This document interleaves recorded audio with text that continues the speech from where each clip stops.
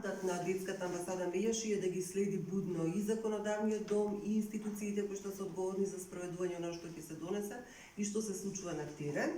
И може и во тој контекст ни служи и овој извештај, така што сега го повикувам на нашиот председател и основач Драги Змјанац да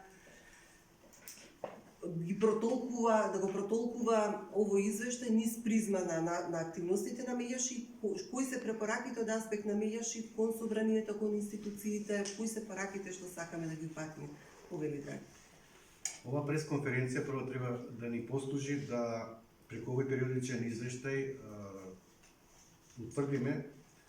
колку всушност се застапени детските права во Македонското собрание. Колку име на пратениците фокус децата и детските права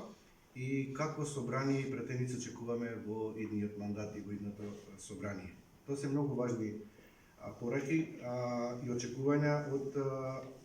следниот парламентарен состав и забелешки на досегашната работа на досегашниот парламентарен состав.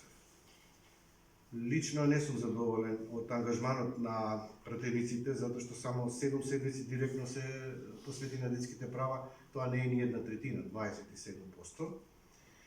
Или пак само во 6 предлог закони од тие вкупно 40 седмици, тоа е 15%. Тоа значи дека мандатот на следните пратеници треба да биде поголем и проактивна улога да имаат и да не очекуваат да предлагачите ја само владата или министерствата, туку и самите пратеници, кои се народни пратеници и забраници, да го стават во фокус детето и детските права. Секако не е задоволително ако знаеме дека иницијативата од Младински образовен форум Коалиција Сега и првата детска амбасада во Светот Меѓаши, која неколку години на нас да се залага да го активира и да го стави во законска рамка детското и младинско учество, каде што очекуваме и едни граѓани кои ќе прават промени во општеството, да не се донесе тој закон и покрај сите наши напори и експертски да го понудиме како можност да биде предлагач или собранието или Министерството за образование, тоа не се случи со овој парламентарен состав. И повторно ќе кажам, не беше коректно од нивна страна таков готов предлог закон од наша страна подготвен да не го прифатат. Второ што исто така лично не сум задоволен е тоа што и покрај тоа што политичките партии се заветија во нивните предизборни програми и кампањи дека ќе се залагаат заедничкото родителство по развод да биде прифатено како рамка во Законот за семејство со измени и дополни и покрај организирани 2 јавни расправи, не доживеа исто така светло на денот овој закон кој ги регулира толку сензитивните проблеми каде што и на нашата СОС линија многу граѓани се јавуваат да не може да им се помогне поради бирократски и административни потешкоти или немање добра волја од страна на Комисијата за труд и социјална политика и од страна на Министерството за труд и социјална политика да го регулира ова чувствително прашање по животот на децата кога се доведува во прашање статусот на детето по развод на нивните родители. И секако не сум задоволен ако прочитам